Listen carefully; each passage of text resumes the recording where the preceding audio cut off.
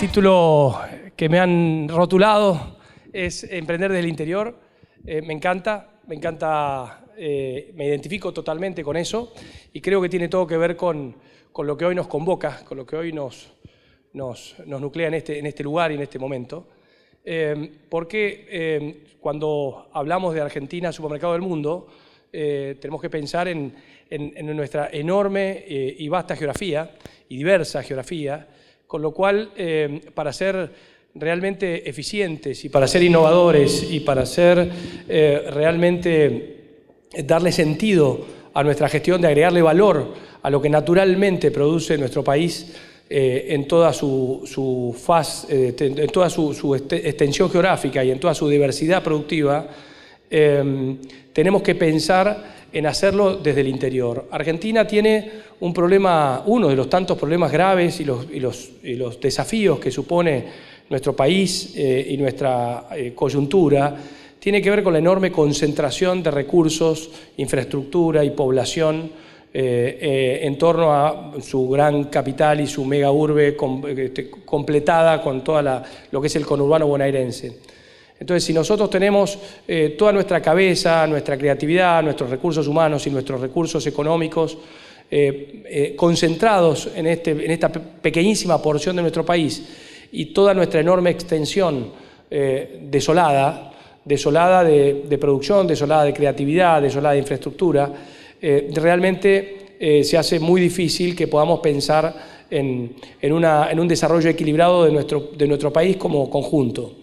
De modo que emprender desde el interior, como es el título de mi ponencia, me parece que es central y yo creo que vengo a hacer una especie de botón de muestra de que se puede. Y la verdad es que vaya que si se puede, sino que además creo que hay montones de ejemplos mucho más brutalmente exitosos que el mío, que además no tengo una actividad central de corazón de desarrollo de negocio del grupo basado puramente en lo que es el agregar valor a la producción agropecuaria, porque muchos de los insumos que nosotros usamos en Cardón son insumos hoy lamentablemente importados, otros no, otros son brutalmente nuestros, como piezas elaboradas por culturas originarias de Argentina o por pequeñas comunidades con saberes combinados de culturas ancestrales, con influencias de culturas que han ido enriqueciendo nuestro saber y nuestro producir, como son, por ejemplo, los ponchos que hoy se producen en el noroeste, pero indudablemente hay ejemplos, como dije, más brutalmente tangibles de que emprender desde el interior se puede, y si no, vayamos a ver qué pasa con Arcor, qué pasa con AGD, qué pasa con Los Grobo, qué pasa con tantas compañías que desarrollaron conocimiento, que desarrollaron industria, que desarrollaron valor agregado desde el interior y con gente del interior. De modo que no solo hay sobrados ejemplos de que emprender desde el interior se puede, sino que además hemos generado compañías que han sido enormemente relevantes a nivel nacional y que se han proyectado de manera brutal al mundo. Inclusive cuando vamos a ejemplos más desconectados todavía de nuestra producción agropecuaria, donde ya no podemos pensar que son ejemplos de productos que uno podría encontrar en un supermercado global, pero el mundo de la tecnología ha calado bien hondo en Argentina, y en Argentina tenemos también muchos ejemplos de empresas que nacieron desde el interior. El caso de Globant son emprendedores que tienen hoy una empresa de proyección global enorme y que son chicos que son del interior, son de Mar del Plata, de Tandil, de La Plata, y que no solo ellos nacieron en el interior, sino que además las usinas de producción de contenidos que ellos tienen están desparramadas por el interior. Ellos producen contenidos de clase mundial, de tecnología, de diseño, de innovación, desde Mar del Plata, desde Tandil, desde Resistencia Chaco, desde Córdoba. De modo que tenemos aún en industrias o en sectores, en actividades de lo más innovadoras y vanguardistas y que aparentemente poco tienen que ver con nuestra producción agropecuaria, siendo muy exitosas desde Argentina y desde el interior.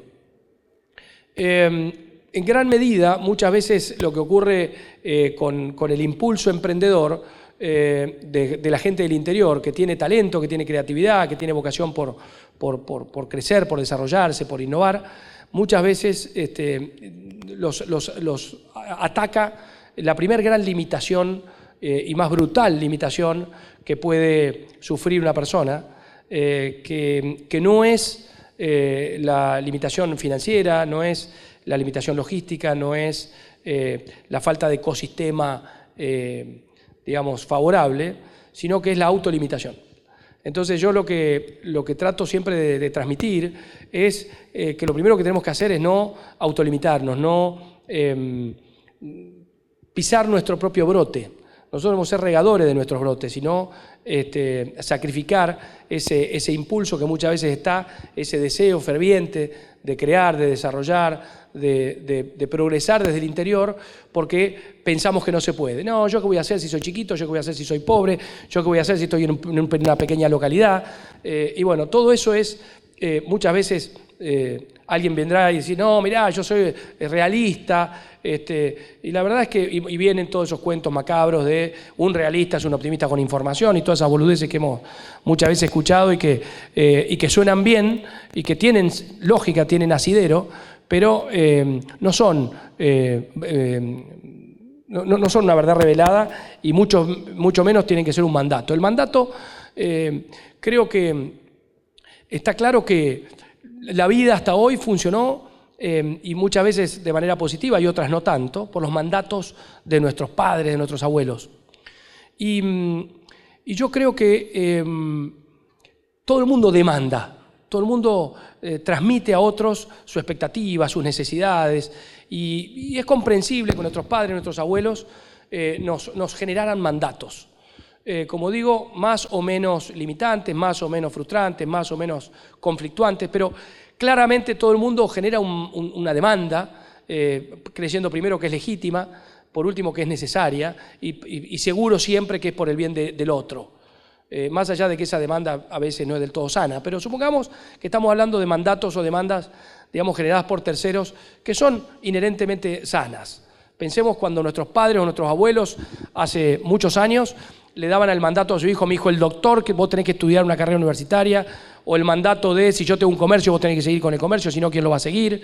O todas estas cosas que muchas veces son grandes limitantes y grandes condicionantes de nuestras decisiones y de nuestro accionar. Pero yo creo que hoy que todo el mundo se ha dado vuelta y donde muchas máximas han sido puestas en duda o se han cuestionado y se han claramente revertido, hoy tenemos una situación en la cual una de las primeras cosas que cambia es con el aluvión de la tecnología, donde el mundo está cambiando en los últimos 20 o 30 años más que en los anteriores cientos de años o miles. Y la velocidad y la aceleración de ese proceso de cambio y transformación nos genera un montón de cambios mucho más profundos que los cambios en la forma en la cual nos transportamos o la forma en la cual nos comunicamos. Tiene que ver con que se pone patas para arriba toda una cuestión de cuestionamiento de los elementos más básicos y elementales, como por ejemplo el concepto básico hasta mismo de autoridad. En la propia casa de cada uno, hoy la autoridad pasa a ser cuanto menos una cuestión compartida. Cuando yo estoy con mis hijos y fijo algunas pautas, no tengo duda de tener la verdad, de tener la razón o de estar haciéndolo por darle un sentido de orden, de organización a la familia, de pautas, de convivencia, pero hay algunos ámbitos o aspectos en los cuales claramente no tengo la autoridad y lo mejor que puedo hacer es asumirlo. Si yo tengo que resolver un problema de mi teléfono, claramente no tengo la autoridad. Entonces va a venir un hijo mío de 10 años y me va a organizar la agenda, o me va a organizar que el teléfono no se me recaliente, o que tenga más memoria, o que tenga mejor señal, o que funcione mejor mi principal herramienta de trabajo. Entonces, si aquello que es mi vehículo, mi herramienta, principal herramienta de trabajo, el que sabe afilar ese cuchillo es mi hijo, la autoridad está cuanto menos compartida, digo. Entonces, en este sentido, los mandatos también deben ser revisados y tenemos que cambiar la perspectiva desde la cual nosotros tenemos que pensar qué es lo que tenemos que hacer y por qué lo tenemos que hacer. Cuando a mí me decían muchas veces cuando me invitaban a dar charlas sobre emprendedorismo, y yo decía, emprender no solo se puede, se debe, y se debe porque tenemos los elementos, tenemos los recursos, tenemos las herramientas, estamos en el lugar y en el momento adecuados, y cuando semejante cantidad de recursos, elementos y contexto favorable, digamos, nos brindan el ecosistema necesario para hacerlo y hacerlo con éxito, no solo tenemos la oportunidad de tomar esa iniciativa o ese camino, sino que pasamos a tener la obligación, tenemos un compromiso para con la cosa. ¿Cuál es la cosa? Bueno, el equilibrio de las cosas en el mundo. No puede ser que nosotros tengamos tantas oportunidades y no las aprovechemos y otros no tengan ninguna oportunidad y mueran por uno solo de los recursos que nosotros despreciamos. Por eso yo pienso que lo que pasa con la Argentina, que es un país tremendamente injusto, porque es inconcebible que nosotros con este país, con esta capacidad de generar riqueza, tengamos 30% de pobreza. Recién charlábamos con una vieja amiga esta locura de que en el mundo que están pasando cosas atroces, como las matanzas indiscriminadas por motivos religiosos, por motivos de fundamentalismos. Pero si uno saca la cuenta, en la Argentina muere más gente fruto de la violencia irracional en ocasión de robo de chicos que creen que no tienen nada para perder, que la cantidad de personas que mueren en el mundo a manos de musulmanes, digamos, fundamentalistas que creen que están en una cruzada global. Sin embargo, el mundo no habla de los chiquitos que mueren a punta de pistola en el conurbano, y sí habla de las personas que mueren degolladas porque están en otro lugar, porque tienen otro foco de atención. Entonces, cuando uno ve eso, dice, ¿cómo puede ser que nosotros sigamos asistiendo a este espectáculo dantesco, espantoso, espeluznante, casi impávidos? Pero yo vine acá a tratar de escuchar de cómo se puede emprender en el mundo de la agroindustria desde el interior. ¿Qué tiene que ver eso con las matanzas de chicos en el conurbano? Bueno, tiene todo que ver. Porque el motivo por el cual nosotros debemos emprender desde el interior en la Argentina, agregándole valor a nuestra producción primaria, es porque tenemos la obligación, y acá conecto con lo de los mandatos, ya no con el mandato de nuestros abuelos, que nunca pensaron que la Argentina iba a vivir este proceso de desbarranque, sino por el mandato de nuestros hijos, que ya nos demandan, aún a veces indirectamente, cuando nos preguntan, yo tengo que vivir acá o en otro lado. Porque al fin del día es una elección. Y yo, por fanático que pueda ser de nuestra cultura, de nuestra identidad, de nuestro país, de nuestra geografía, de nuestra historia, de nuestros saberes, por más fanático que pueda ser, creo que no voy a poder transmitirle racionalmente, coherentemente a mis hijos que lo mejor que pueden hacer es quedarse acá si seguimos de nuevo asistiendo impávidos a esta matanza que no trasciende, cotidiana. Y creo que la única manera de lograr que eso se frene es generando otro país, un país diferente, un país en el cual haya no solo muchos arcos y muchos AGD, pero para no frustrarnos pensando en que no es posible emprender de nuevo megacorporaciones de esa escala, digo, y para eso creo que sí sirve este pequeño botón de muestra de Cardón, o de hoy Cardón Pampero, o de otros proyectos que he impulsado a lo largo de la historia, vinculados a generar valor agregado desde el interior, pensando pyme. Pensar pyme no hay que mirarlo de manera peyorativa. El mundo desarrollado se ha hecho grande, se ha hecho fuerte, se ha hecho más justo, se ha hecho rico desde el concepto pyme.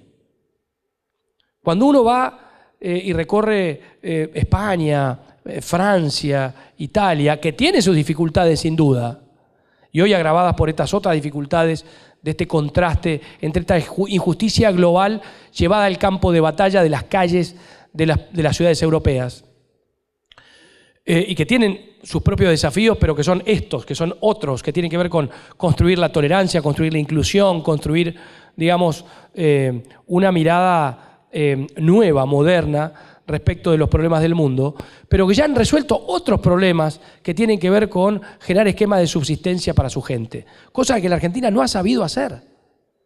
Nosotros llevamos 30, 40, 50 años, depende de dónde queramos fijar el mojón, y no lo hago de manera taxativa para no generar susceptibilidades ideológico-políticas, pero que donde claramente no se discute que llevamos varias décadas de decadencia brutal. Por eso digo, los mandatos de nuestros abuelos no tenían que ver con que hay que emprender porque si no, no va a haber lugar para todos. Sino hoy parece como que si dejamos la estructura y la matriz productiva de la Argentina como está, resulta que sobran 15 o 20 millones de personas. Y la verdad es que en la Argentina no nos sobra nadie. Aparte, si concluyeras en que te sobran, ¿qué vas a hacer? ¿Exportás pobres? No solo no podemos exportar nuestros pobres, sino que además somos un país lo suficientemente rico como para ser un lugar al cual puedan acudir otras personas con necesidad y deseo de superación de países limítrofes que tal vez tengan menor cantidad de recursos que nosotros.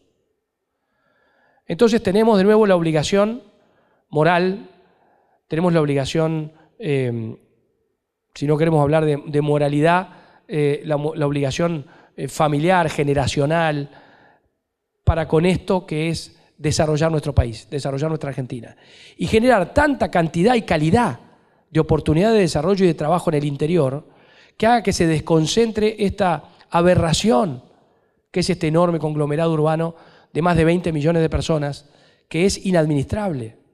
Es inadministrable desde lo político, desde lo logístico, desde lo urbanístico, desde lo habitacional. No tiene sentido un país tan rico, tan lindo, tan vasto como la Argentina, que sigamos amuchándonos acá en un contexto cada vez menos agradable y cada vez más costoso, donde además cada día nos adocenamos más y cada día perdemos más la capacidad de sorprendernos, de emocionarnos y de estimularnos para pensar que un destino diferente es posible. Porque uno de los problemas más grandes de las grandes urbes es que la gente se desindividualiza y pierde la capacidad de pensar que puede ser transformadora de su realidad y de su entorno. Las personas muy comprometidas en una gran ciudad creo que se pueden llegar a animar, si lo logran y no se desmotivan en el camino, a participar del consorcio del edificio. Pero en una pequeña comunidad uno tiene todos los días ejemplos a través de los cuales con pequeñas gestiones transforma vidas y transforma cosas, transforma el entorno. Es mucho más tangible la oportunidad y la capacidad de transformar cuando nosotros estamos en pequeñas comunidades. No es casual que la enorme mayoría de los grandes liderazgos de la historia de la Argentina hayan tenido como crisol de desarrollo pequeñas comunidades. ¿Por qué? Porque creérsela, y es fundamental creérsela un poquito, no caer en la soberbia, por supuesto, pero sí es necesario creérsela un poquito para no autolimitarnos antes de entusiasmarnos.